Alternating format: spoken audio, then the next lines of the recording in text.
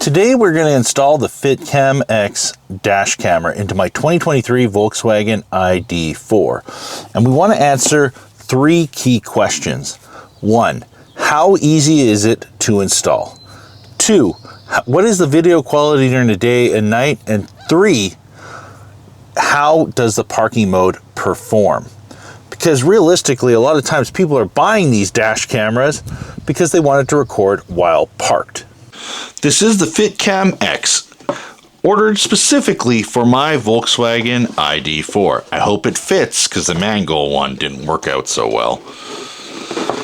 Retails for 229 Canadian and 169 USD. The image sensor is a Sony Starvis One IMX335, which is only a 2K image sensor. This dash camera is made specifically to make it look like an OEM finish that will actually go directly on your windshield. The parking mode options are only collision detection, which means it will only wake up upon impact. Parking mode cable is sold separately for $39 USD or $50 Canadian, and it is made in China. So let's go ahead and start installing it into my 2023 Volkswagen ID4. So first thing we're going to need is a panel popper tool in order to take this apart. And this can be a little tricky. Obviously I've had this thing off quite a few times, but you kind of have to stick it in up top here. And obviously I'm going to take the Viofo dash camera off that I have on my windshield right now. That way it's just not in the way while I'm doing this.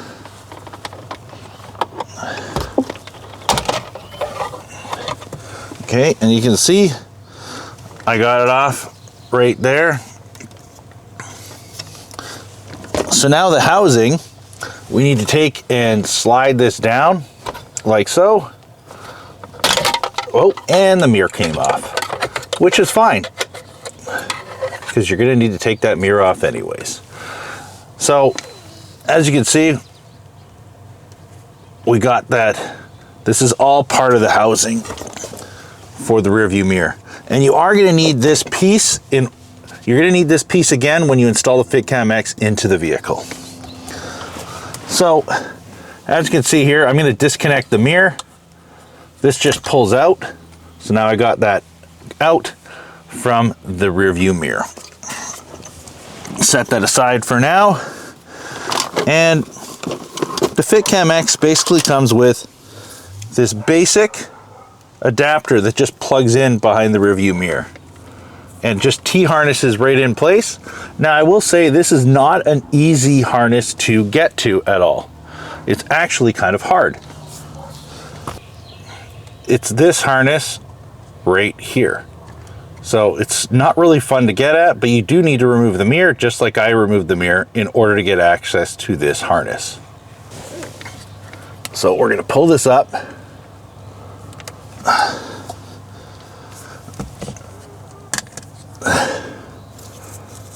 We can plug this in.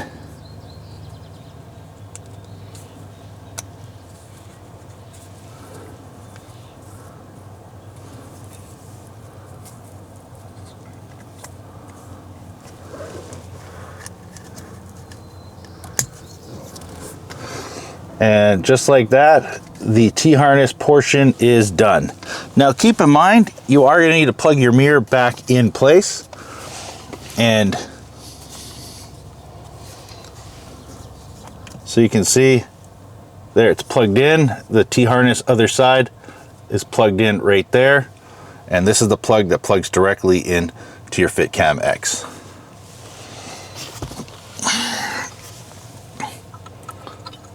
So I'm going to mount the mirror, and now we have to slide that back in, which we did like so. And this is, I tell you, these T-harnesses are pretty tight in there, but it looks like I found a way to hide it.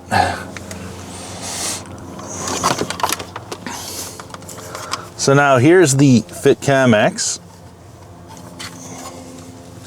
As you can see, a little bit bigger than the current unit because it adds the camera in. So now,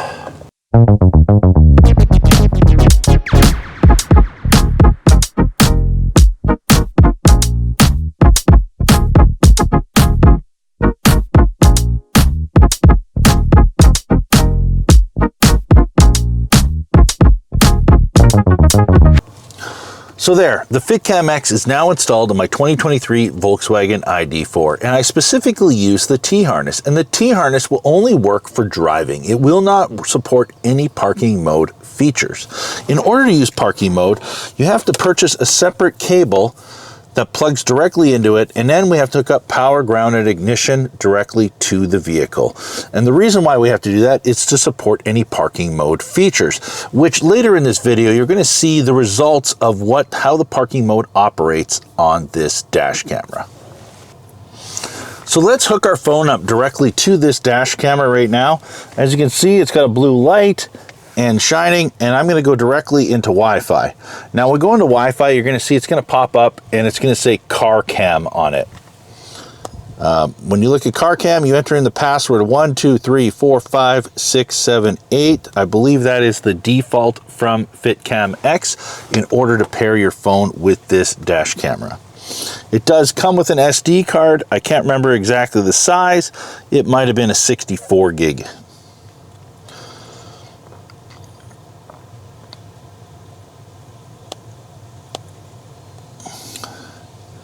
You open up the FitcamX app, you hit connect camera, and it's going to go and connect directly to your phone. And then it's going to allow you to go in, and you can go to camera settings and change the settings on this phone. There's not much settings though from this. There's parking monitoring, which obviously won't work unless you get the correct cable. We got timestamp, exposure compensation, loop recording options. You can change between 1, 3, or 5 minute long video files. Video resolution, you can go all the way up to 3840 by 2160 and put it into 4K. You can turn sound recording on or off, but realistically, not a lot of settings on this dash camera. If we go directly to the camera files on this camera, you can go in there and we can see some of the videos. There's probably some videos that I took in the past when I did all the video comparison.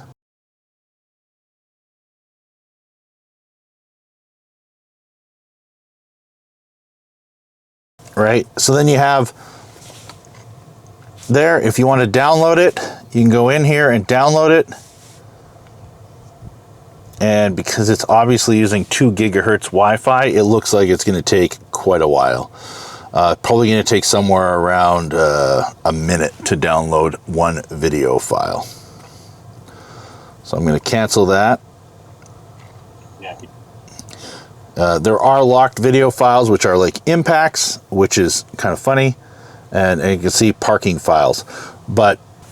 So let's take this for a drive and see how it does during the day and at night for video quality. So here's the beginning of our daytime video footage of the FitcamX. And you're going to see as we're driving down the road, we're going approximately 60 kilometers an hour. You can see there's no GPS speed on there because there is no GPS antenna that will integrate with this. As we drive by all these vehicles, you can tell we're not really picking up any license plates. They're kind of blurred out. Just because of oncoming traffic, it doesn't really work well for picking up license plates at these types of speeds. Now, we wanted to do a comparison showing you driving directly into the sunlight, and you can see it's so bright on the lens. The lens is having problems picking up any kind of critical information during the day.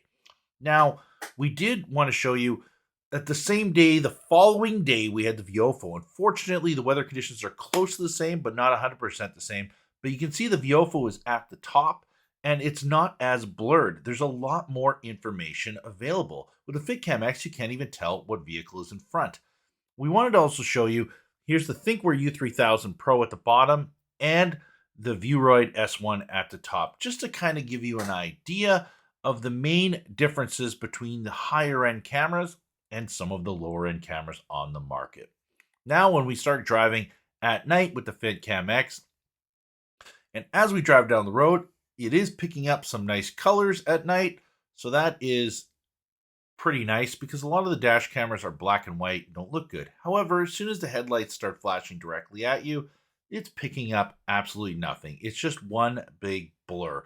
Even all the street lights, as you can tell, are very much blurred out and blurring the and basically hitting the camera lens, making it not look clean. Now, when we're pulling up to an intersection at night, as long as the license plate is directly in the center of the car, it seems to be picking up that information.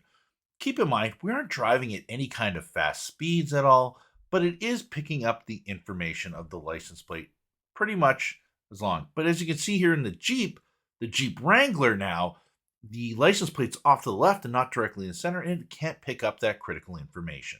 Okay, this is our next round of collision detection for 4 different units, and I'm going to make another impact again. And we'll 1, 2, 3, 4, 5, 6, 7, 8, 9, 10, 11, 12, 13, 14, 15. Okay, so we're on for our next round of testing, and I'm going to actually hit the hood just like I did last time and see if any of these 4 units turn on.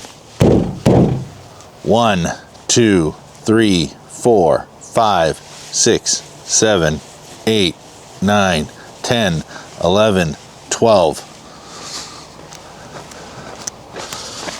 I don't think any of these turned on again.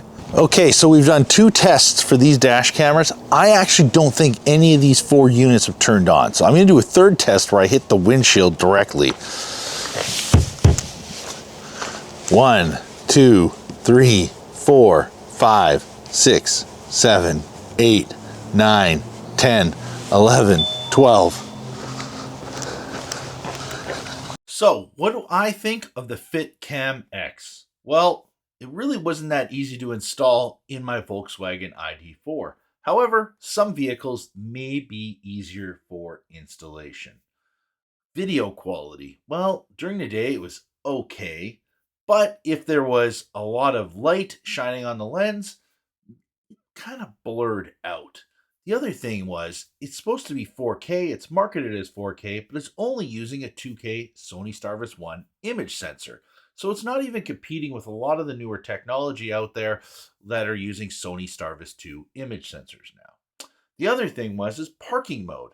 I mean, I had a customer call me about 2 years ago. I remember their FitcamX was installed in their vehicle. We didn't install it, but they installed it themselves, and they were asking me why their parking mode wasn't working. And I said, listen, I can come out there, but I'm going to charge you for it. They actually wanted me to try and find a way to fix it. And I'm glad that I have installed one in my own vehicle now, because as you can see, I hit my vehicle 3 separate times and the dash camera never woke up once to register any kind of impact while parked. So if this is a dash camera that you're looking to have protect you while parked, it's pretty obvious that it's not going to do the job. And all I want to do is show you exactly what you're going to get out of FitcamX. You're going to get a dash camera that fits OEM and looks nice, but is it going to perform and do what you want? I guess you can only answer that question.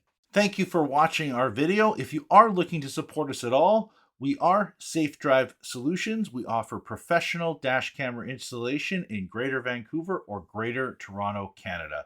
We also ship dash cameras all across Canada. Check us out, safedrivesolutions.com. Have a safe drive.